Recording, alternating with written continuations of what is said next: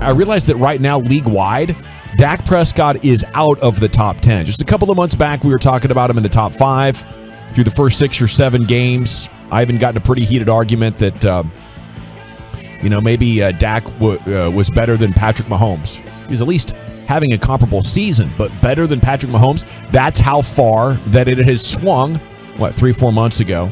He's now back out of the top 10, I think, if you include the AFC. We want your text on this at 877-881-1053. Will he get back into the top 10?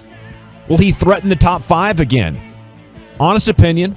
No need to hate or, be insulting. But, as Lucius would remind you, if you can be funny while doing those things, then maybe it'll be good content. 877-881-1053. Truckwreck.com fan text is open. Dak's out of the top 10, though, right? That's fair to say. I think the question is, how far did he slide out, and do you think he can get back in? Can I give you mine, or you want to jump in here? What do you want to do? The 4 NFC quarterbacks, obviously, Mahomes, Herbert, Wilson, Allen, Deshaun, Lamar, Joe Burrow, and there we are at 12. That's why I got him where I got him right now. I don't think I've overlooked anybody. I think there are 11 quarterbacks right now that I would take over Dak Prescott for sure. We'll see what happens with Trevor Lawrence. We'll see what happens with Justin Fields and some of these other younger guys coming through. Mac Jones, no, I'm not ready to do anything close to that yet. Would you call Dak better than Carr with the Raiders? I think it's a tie, just about. I think Carr is in about the same camp where when things are great around him, he can look like a top 5 quarterback.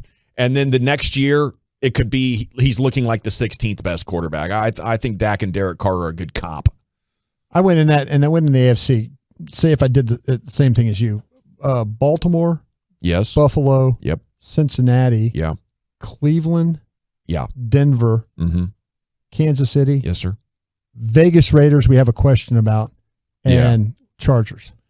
Yep. Yeah, Cars I left out, and then Kirk Cousins as well. You could have a conversation with some people like who's better. I think last year I would have rather had Kirk Cousins and Derek Carr. That was just played. AFC. Yeah.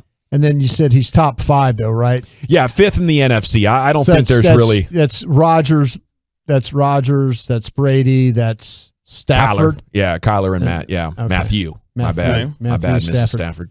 Would Matthew Stafford have been behind Dak if he had not won the Super Bowl? Yes. For a lot of people. Yes. So did the Super Bowl vault Matthew Stafford into this conversation now, whereas before we just totally forgot about him? For me, it did. Because before the Super Bowl, I did have Prescott as a better quarterback than Matthew Stafford. But having won the Super Bowl, and you can say, Kevin, there was certain stretches of the season last year where Stafford was really bad in terms of the pick sixes and the turnovers. He led the NFL this year in interceptions this year. But what he was able to do in the playoffs, I think slightly put him above Prescott in my mind, as far, especially in the NFC side of quarterbacks. And overall, I have him just ahead of Dak Prescott when it comes to the hierarchy of quarterbacks when you look around, the National Football League at this point. Does Dak Prescott make any one of those teams better that don't have a quarterback, like the Falcons, the Panthers, the Bears? Not based on how he played last year. And plus, all those 3 teams are a mess. Yeah. Like the Falcons are a mess. The Panthers are a mess. Like Dak needs a big bounce back, right? The lack of running really, and then not only could he not run, but the team couldn't run, which significantly increased his degree of difficulty. I don't want to make this all about Dak. I know the texts are going to come in. Yes, Kellen Moore messed up. The offensive line was bad. The running game was horrible. Yep. But it made Dak at times look incompetent against anything resembling a competitive team. See, I was trying to figure out, though, like the teams that already have quarterbacks. Okay, put Dak in Baltimore. Baltimore a better team? About the same. What were they, 8 and 9 last year? About the same? They were struggling a little bit there at the end because they lost their quarterback. There's no receivers in Baltimore. Yeah, but the element of Lamar Jackson's running game to me is they've tailored that offense around him to where what they've built around him makes him tailor-made for that offense. So I don't know if you switch the two out, that you would get the necessary run game from Dak Prescott that would need to be in that offense for Baltimore in that case. Trying to think, how about the Bengals? No. Burrow did more with less. Denver? No. KC? I think there you'd have a really good chance with Andy Reid. I think so too.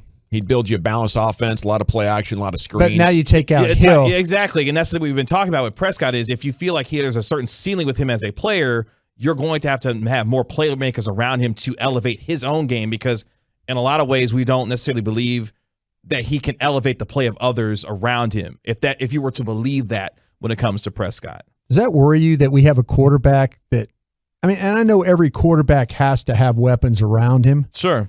But man, we're talking about like my battle cry has been if it doesn't help Dak, I don't want to talk about it. Mm-hmm. Dak That's friendly, been my Are we just limiting ourselves right there with our quarterback if we don't have the weapons? Well, yeah, you need weapons and protection. Yeah. You need both of those. I mean, I think the biggest evidence is the Amari Cooper trade. Yeah.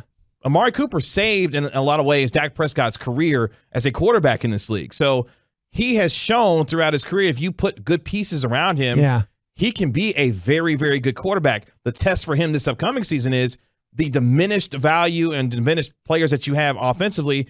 Can he elevate now his game to not only be better as a player overall as a quarterback, but then elevate the play of his teammates to where he's overcoming what has been lost from a talent standpoint? Better chance of him elevating his game or elevating teammates' game? Elevating his own game because he has to be better. He has to throw with more anticipation. He has to be able to be a quarterback that I think has to take more risks down the field because with lesser talent, you're going to have to take more chances to be able to make plays down the field. With Amari Cooper, one of the safety blankets for him was he's going to get open. Route running wasn't a problem for him, so you could find a way to get him the football.